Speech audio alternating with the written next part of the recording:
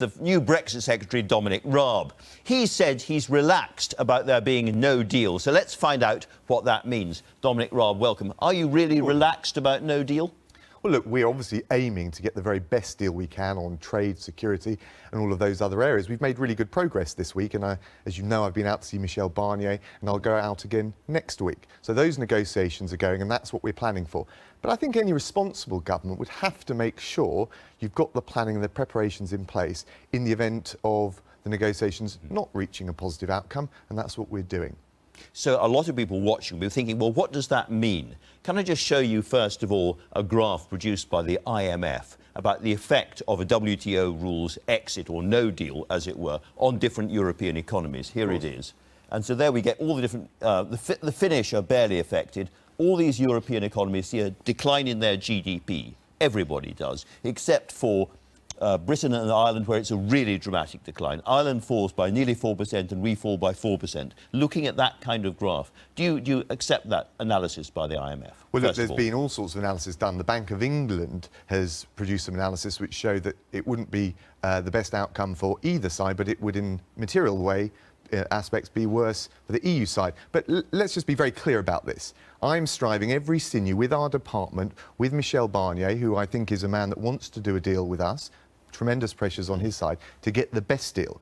But we've got to, I think it's the responsible thing to do, to be prepared if those negotiations and the energy and the ambition, the pragmatism we're showing are not reciprocated. So that's the responsible thing to do, whether it's the allocation of money, preparation of our treaty relations, we're hiring extra border staff, and I think people need to know that actually we're ready so that Britain can thrive whatever happens. So that's what I want to ask you about. Can I ask about the situation, for instance, of the 300,000 British citizens living at the moment in Spain, the week after a no-deal situation? What would be their legal position? Well, look, as I said to you before, we've got the position in place with the EU, and actually on the withdrawal agreement, which deals with the rights of EU nationals here, UK expats abroad. We've come to an agreement on all of that. Now, but the withdrawal agreement falls under these circumstances. It does, but actually there's quite a lot of preparation and planning that's been in place. We've got clear options. We will not do anything which will create insecurity, and we'll do everything we can to mitigate the potential disruption. And what we're going to be doing over the summer, which is I think new, and over the following months, is releasing a series of technical notices which for both businesses but also some of the citizens, including those that you've mentioned, be very clear about what they should do and what we're doing on their behalf. Because if I'm a British pensioner living in the south of Spain, for instance, at the moment, and wondering and worrying about what might happen in these circumstances, I read from the European Commission this week there would be no specific arrangement in place for EU citizens in the UK or for UK citizens in the EU, and I think that sounds very worrying. Well, what is my, legal and political position? Well, I think that's a rather irresponsible thing to be coming from the other side. We ought to be trying to reassure citizens on the continent and also Why here. is it irresponsible? Well, I think they're trying to, in lots of different ways. And of course, neither the Commission nor the EU as a whole speaks with one voice, but there's obviously an attempt to try and ramp up the pressure, and that's fine. Forgive me if I don't keep a laser-like focus on the substance. Now, can I just give you the three things that we've done this week, which are positive? Because the deal I'm going to come back to no deal in a second. We should do. But let's keep at the forefront what we wish to achieve, what we're striving to achieve. Two bits of legislation on trade and customs went through the House of Commons this week amidst all the din. I've been out to see Michel Barnier to take stock. We've got 80% of the withdrawal agreement settled now. So that's good progress. And I'm going back out on Thursday because on the future relationship in our white paper, we've got a principled, ambitious, pragmatic plan. And actually, they've got questions on it. And I'm sure you'll want to pick up on some of those. I've got lots of things to talk about there. But actually, if it's reciprocated, the energy that we're going to bring to these negotiations, the ambition and the pragmatism, we get a deal done in October. If. Sure. It's a negotiation. Okay. Sure. But that's why I'm sticking with no deal, because for a lot of people that does seem a perfectly possible thing, as I said at the front of the programme, in front of our noses. What about all those citizens of other European countries who are living amongst us now, working in hospitals, working in schools, working in businesses, driving vans and so forth, our neighbours all amongst us now? After a no-deal exit, what would their legal position be in Britain? Well, we want to strive with the EU to make sure we settle this issue. It's already been agreed as part of the withdrawal. Right, there's no deal until we do the whole deal. But the prospect of us not moving swiftly to secure their legal position, or that there would be people being removed from this country, I think is far-fetched, fanciful, and would not happen. They can be secure. Can I ask about the Open Skies Agreement? Another thing that people worry about a lot, because we have this EU-US Open Skies Agreement. With no deal, we fall out of that. Yes. That does mean that the planes can't carry on flying in at the moment, doesn't it? No, I think we would resolve that issue, and of course we'd have to do our own deal with the US, wouldn't we? Well, we'd want to make sure that we inherit and I talked about the no-deal planning we're doing on treaty relations and the international relations. We'd want to make sure we follow those agreements that the EU has signed up to and that we've signed up to as part of that as best we can. We'd want to make sure we're dealing with the operational aspects of that, of course. And as I said, we're going to start... You're right to say that as October becomes closer, we're going to be engaging with the public more clearly about all of that preparation. What I'm not going to do, because we've got a very structured way with the technical notes of doing, is giving you our positions in advance, not least, because what I'm focused relentlessly and unflinchingly is on getting the deal, which means that we don't have to be concerned about that. But you have to deal with the public, including the public watching this programme. Yes, of course. Can I ask, there's been a report that, for instance, the British government is planning to stockpile food for a no-deal eventuality. Is that true? No, that's not true. That kind of selective snippet that makes it into the media, I think is, to the extent that the public pay attention to it, I think is unhelpful. It may be unhelpful, but I'm trying to see if it's true or not. Should we not be trying to stockpile food just in case there is no deal? We're making sure, both in the allocation of money, £3 billion extra allocated at last budget, through operational things like hiring extra border staff, through the legal arrangements, both domestic but also the treaty arrangements, that we're ready for any and every eventuality. And we will gradually and responsibly, which is the right thing for a government to do, set out more of the detail of that through technical notices. What we're not going to do, and I'm not going to get drawn into the selective snippets that are leaked and make hair-raising stories. Well, they're not hair-raising. They are, and that's precisely why you're presenting it to me. We may have to make these decisions. There's been a story, for instance, that the M26 in Kent is going to have to become, at least in part, a lorry park.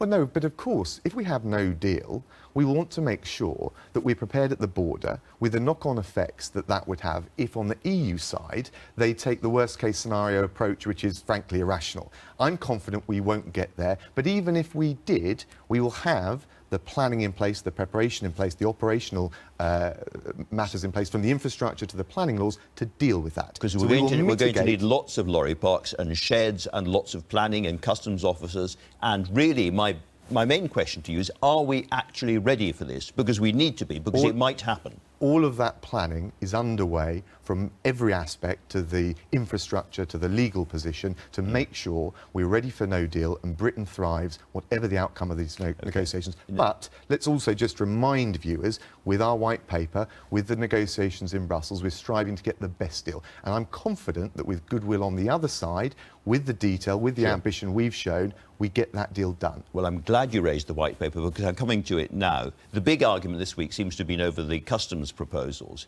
Is it the case that we want the EU to collect tariffs for us at EU borders for goods coming to us through the EU? No, and it's clearly set out in the white paper. But the amendment said that would have to happen.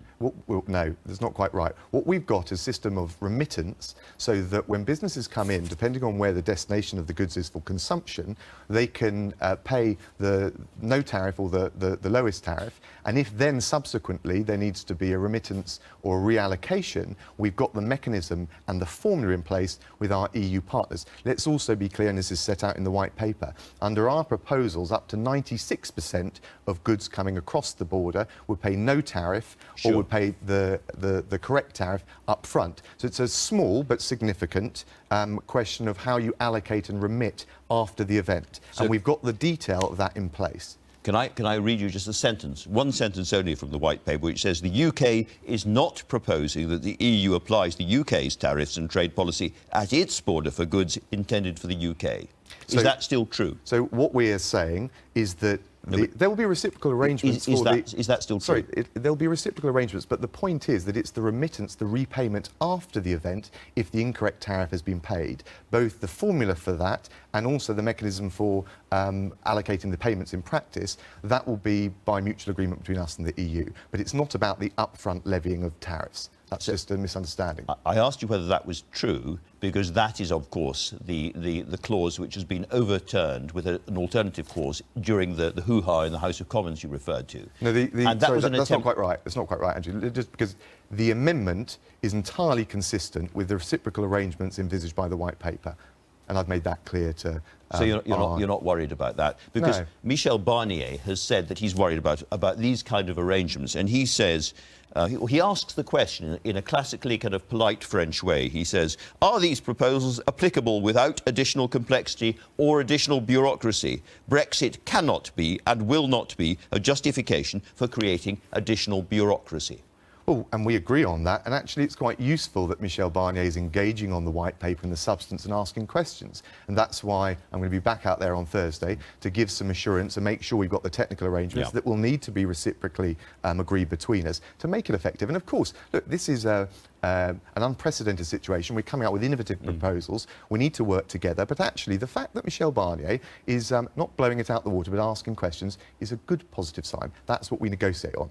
All right. You were on the campaign committee of Vote Leave, which has been found guilty by the Electoral Commission of breaking electoral law and reported to the Metropolitan Police. Do you trust the Electoral Commission?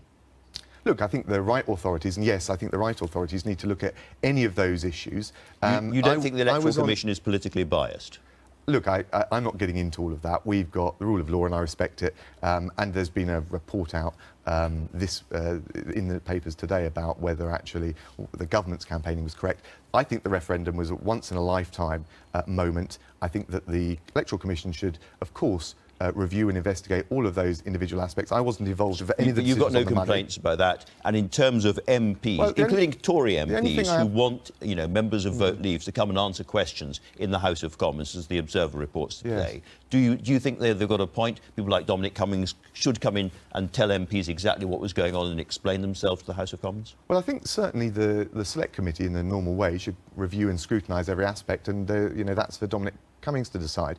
But the one thing I would say is the idea that these issues then discredit and are used, and let's face it, some people are looking to use What if they've broken electoral law? That's serious. Yes, but to discredit the outcome of the referendum, I think that is wrong. I think part of this is a last-ditch tactics by some to try and stop Brexit from happening. What actually we need to all be doing is focusing, coming together to get the best deal with the EU, so we take back control of our laws, our borders and our money, but we also have a good relationship with the EU in the future. Discrediting the referendum, calling for second referendums, I don't think that helps at all. We're talking about trust here. One very final question. Is it ever right to break a pairing arrangement? Look, I leave the pairing arrangements to the whips. An honest mistake was made here. The apology has been made by the Chief Whip and Brandon Lewis. We obviously don't want those kind of things happening, but I leave that to the whips. I wouldn't be a very good whip. All right, Dominic Raab, thank you very much indeed for talking to us.